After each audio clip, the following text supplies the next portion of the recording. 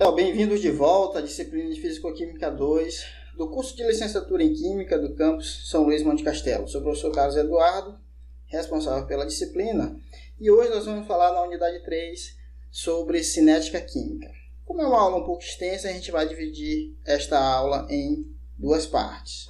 Na parte 1, a gente vai ver especificamente sobre leis de velocidade e leis de velocidade integrada. Tá? Além disso, a gente vai comentar um pouco sobre reações elementares. Os objetivos desta aula é reconhecer o papel das leis de velocidade para o entendimento da cinética química. Então, a termodinâmica ela prevê se uma determinada reação química ela vai acontecer ou não. Tá? Então, ela nos dá todo o subsídio para que a gente possa prever o acontecimento de determinada reação ou não. Porém, ela não diz nada a respeito sobre a velocidade da reação, quando que essa reação irá acontecer ou como essa reação irá acontecer. Este, pessoal, é um papel da cinética química. Então, a cinética química ela vai determinar quanto tempo determinada reação vai levar para acontecer. Tá?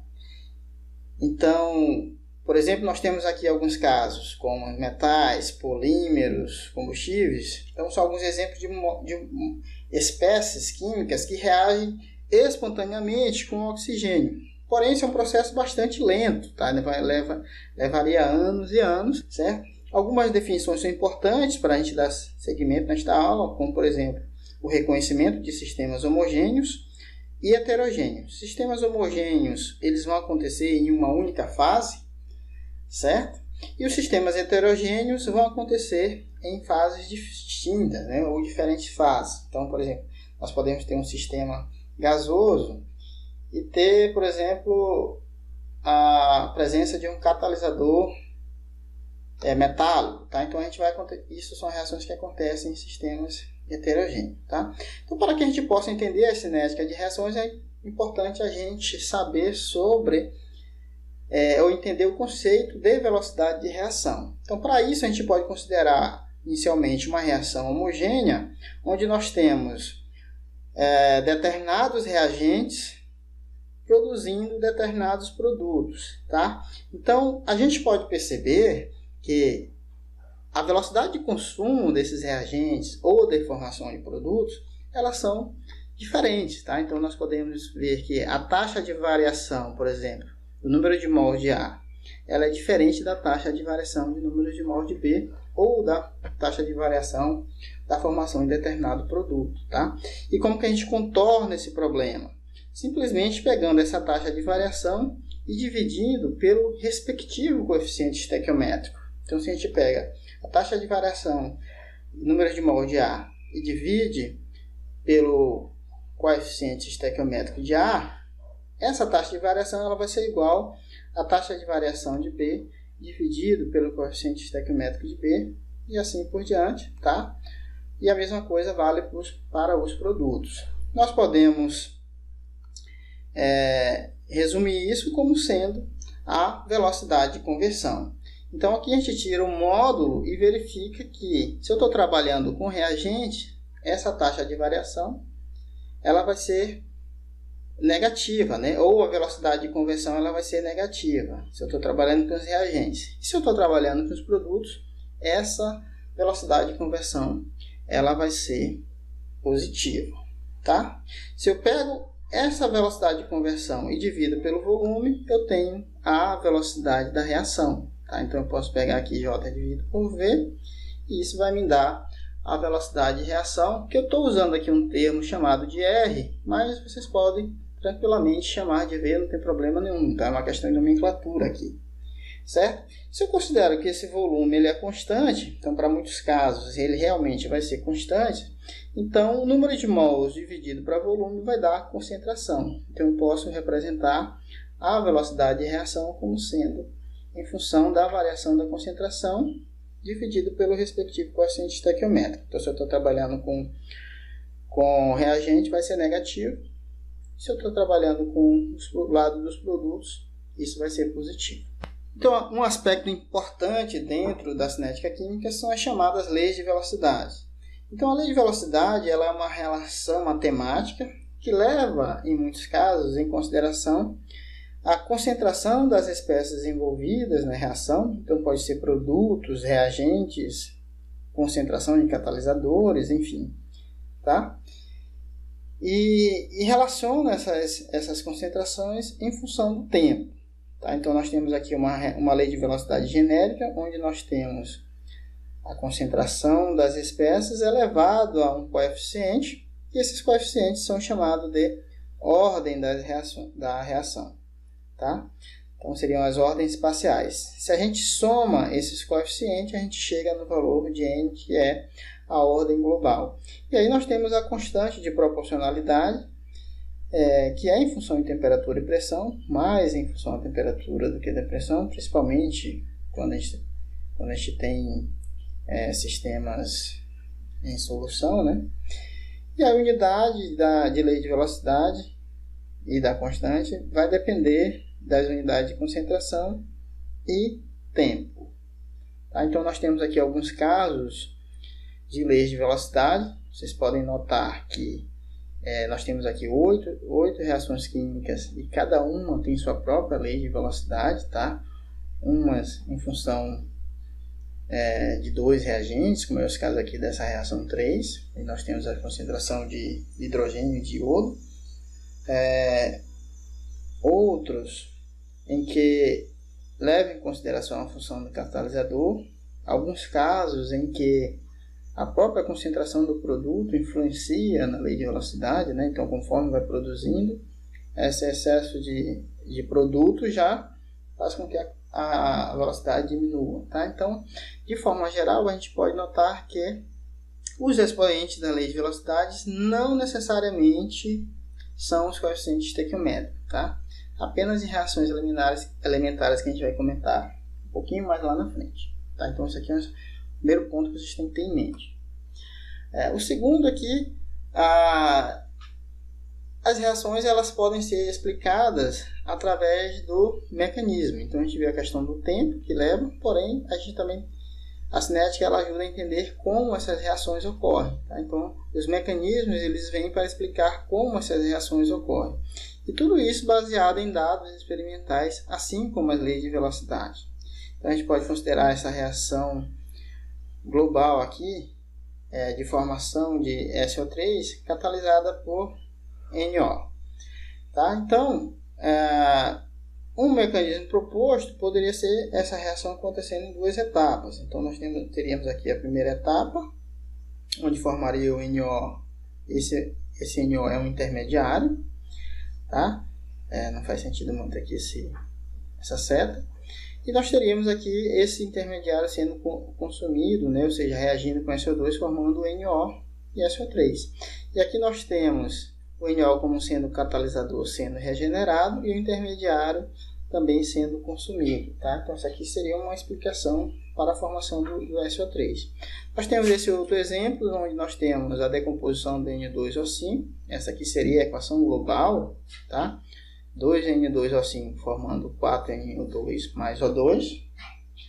E nós temos aqui um mecanismo que poderia explicar como esta reação ocorre. Então, no primeiro caso, nós teríamos aqui uma reação em equilíbrio. Então, nós teríamos a decomposição do N2O5 formando NO2 mais NO3 em equilíbrio, né? Então, nesse caso, seria uma etapa muito lenta aqui. Isso aqui em 2 vezes. E aí, nós teríamos as etapas subsequentes. Então, o NO2 reagiria com o NO3, formando NO mais O2 mais NO2. E o NO reagindo com o NO3, formando NO2. Cancelando os iguais e o somatório, poderíamos chegar, né, nesta equação global aqui. Então, isso seria uma forma de explicar.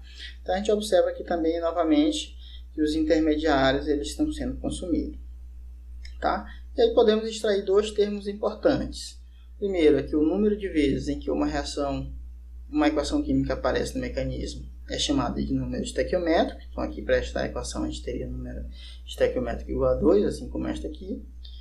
E cada etapa no mecanismo é chamada de reação elementar. Então, nessas etapas aqui, nós temos reações elementares em que a lei de velocidade ela coincide com os coeficientes estequiométricos. Reações com mais de uma etapa são chamadas de reações complexas. Deveria seguir esta lei aqui, onde deveria levar em consideração a concentração de sacarose e de água, já que a água participa da reação, tá? E aí nós poderíamos tirar um valor de K específico para a água, porque a concentração de água ela é constante, que está em grande quantidade, então aparentemente ela não vai variar, tá? Então teria este valor de K aqui de constante, tá? E aí o mais correto seria explicar a lei de velocidade por esta reação química, mas não é isso que acontece, tá? Experimentalmente a gente vê isso aqui, tá? Então nesse caso a gente chama de reações de pseudo-ordem. E reações de pseudo-ordem geralmente acontece quando a gente tem reações catalisadas, porque o catalisador ele vai participar da reação, porém a sua concentração não diminui, né? Então ele afeta a velocidade, porém não é consumido.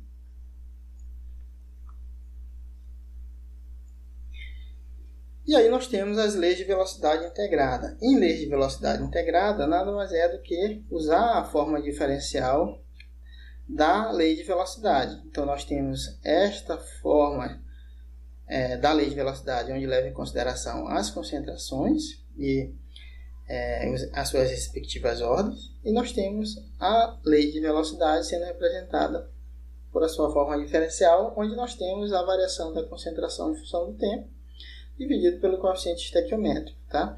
Se a gente integra essa lei de velocidade, vai dar uma expressão que mostra a evolução da concentração em função do tempo, tá? Então, o primeiro caso seria a lei de velocidade de ordem 1. Então, isso seguiria uma tendência linear. Bastaria, nesse caso, a gente igualar as duas formas de lei de velocidade, tá? E isso vai nos dar uma forma diferencial, que é esta forma aqui diferencial. Tá? Se eu tenho uma equação diferencial, eu posso tranquilamente integrar e aí encontrar uma equação que relaciona as concentrações de uma determinada espécie. Então, neste caso de primeira ordem, a gente poderia ter esta forma linearizada ou esta forma exponencial. Poderíamos verificar que as reações de primeira ordem, neste caso, elas decresceriam exponencialmente em função do tempo, né? E nós poderíamos ver quando essa concentração cai à metade, qual o tempo que leva. Isso a gente chama de tempo de meia-vida. Tá? Então, o tempo de meia-vida é o tempo necessário para que a concentração de uma espécie caia pela metade. Tá? Então, fazendo essas considerações, substituindo nesta expressão, poderíamos encontrar esta equação, onde nós verificamos que o tempo de meia-vida para uma reação de primeira ordem ela é uma constante dividido pelo valor de K. K ele representa a natureza da reação. Tá? Então, em reações de primeira ordem, o tempo de meia-vida depende apenas da natureza da reação. Temos também a reação de segunda ordem, e a reação de segunda ordem ela pode acontecer de duas formas. Uma onde nós temos apenas a velocidade sendo em função de um reagente elevado ao quadrado, ou no caso de dois reagentes, aqui nós teríamos ordem global igual a 2. Tá? Neste caso, onde nós temos a concentração de dois reagentes influenciando a velocidade, são casos bem complexos e acaba sendo muito complicado de resolver analiticamente. Tá? Então, essa solução que a gente está vendo aqui é neste caso específico, onde a velocidade é em função apenas da concentração de um reagente elevado ao quadrado. Então, da mesma maneira, a gente pode utilizar essa forma diferencial da lei de velocidade, substituir na forma em função da concentração, vai nos dar uma equação diferencial onde a gente pode integrar, usando soluções de integração, podemos chegar nesta expressão aqui, ou nesta expressão, onde nós vimos que a concentração ela vai depender da concentração inicial e do tempo, tá? E aí, se a gente for aplicar o tempo de meia-vida, a gente chegaria nesta expressão, onde o tempo de meia-vida, além da natureza de reação, depende também da concentração inicial do reagente. Tá? Isso vale para equações de segunda ordem. E aí para a ordem 3, poderíamos ver que seguiria uma relação também em função da concentração inicial, né? Só que aí a concentração inicial ela já teria um peso mais importante aqui, tá? E poderíamos fazer também para a ordem N, bastaria escolher aqui a ordem que a gente queria trabalhar, ou que a gente quer trabalhar. E aí nós temos as reações elementares, onde as reações elementares são reações que ocorrem em etapa única, tá? E neste caso a gente pode usar o termo de molecularidade, tá? Então nesse caso aqui nós temos um reagente, velocidade de reação em função desse reagente como sendo unimolecular. Se eu tenho reações de ordem 2, eu posso chamar de bimoleculares, tá? Tanto para o caso da dependência de um reagente como de 2 reagentes. E se eu tenho 3 reagentes, eu tenho as reações termomoleculares, tá? No equilíbrio, em reações elementares, a velocidade de formação ela é igual à velocidade de decomposição dos produtos, tá? Então, se a gente fizer análise aqui, no equilíbrio essas velocidades vão ser iguais. A constante de velocidade de formação com a constante de velocidade de decomposição vai ser igual à constante de equilíbrio. Então é isso, pessoal. Espero que vocês tenham entendido. Deixo aqui uma mensagem para vocês refletirem e a gente se vê na parte 2. Até lá!